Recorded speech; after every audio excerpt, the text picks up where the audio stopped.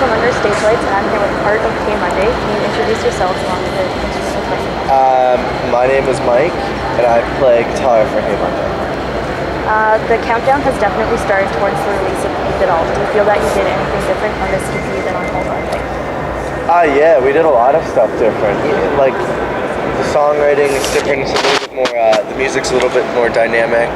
On the EP, it's not just like go, go, go, the whole, like every song, you know, like, the lyrics, Cass's lyrics are a lot more like, raw and really delves, she really goes into like what's really in her head, and it's not as like generic. It's a little bit it's got a little bit more of a mature vibe, and I think it'll reach out to a broader audience, and like more people will appreciate and enjoy it, except for just like a specific like target audience, you know.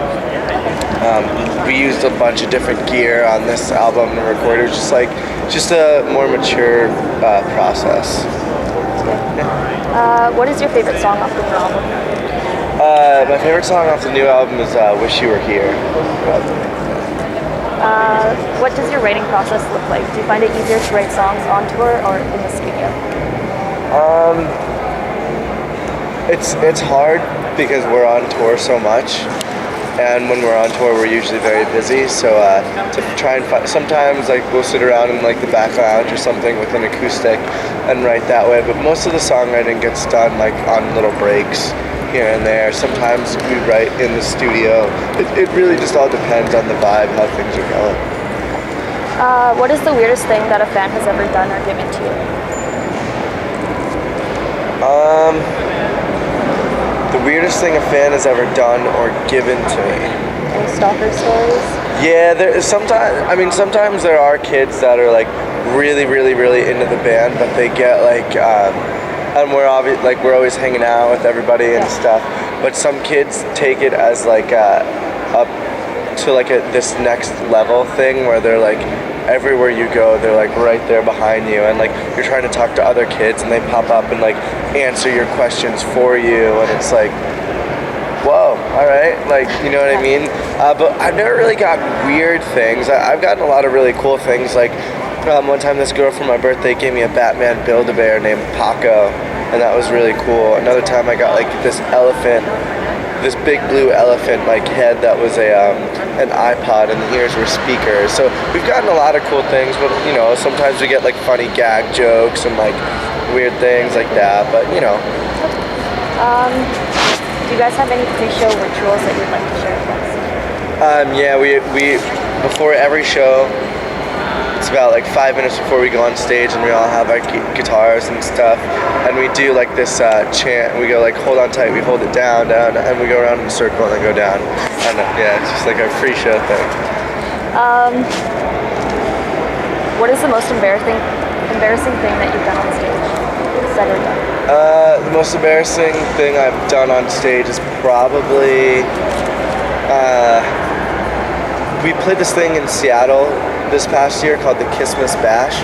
Yeah. And I was running around on stage, and I went to Alex's side of the stage, and it was like dark, and there was a bunch of subwoofers on the ground, and I thought that they were a lot closer to the stage than they really were, so I jumped off onto like the subwoofers, and I went out on the subwoofers or whatever, and then coming back, it was like too high, and I tried to like get back on stage, but I just ended up falling, and then like I went back to like my side of the stage, and I was like jumping around, and I didn't realize like what was behind me, and I jumped into my amp, and my amp started tipping over, and then like, so that was probably that. What has your favorite tour been on that you've been on this one?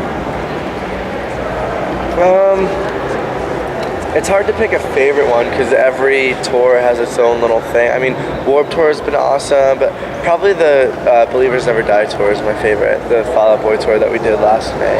That was really awesome. The Glamour Kills tour, how was that for you? The Glamour Kills tour was great too. That was a lot of fun.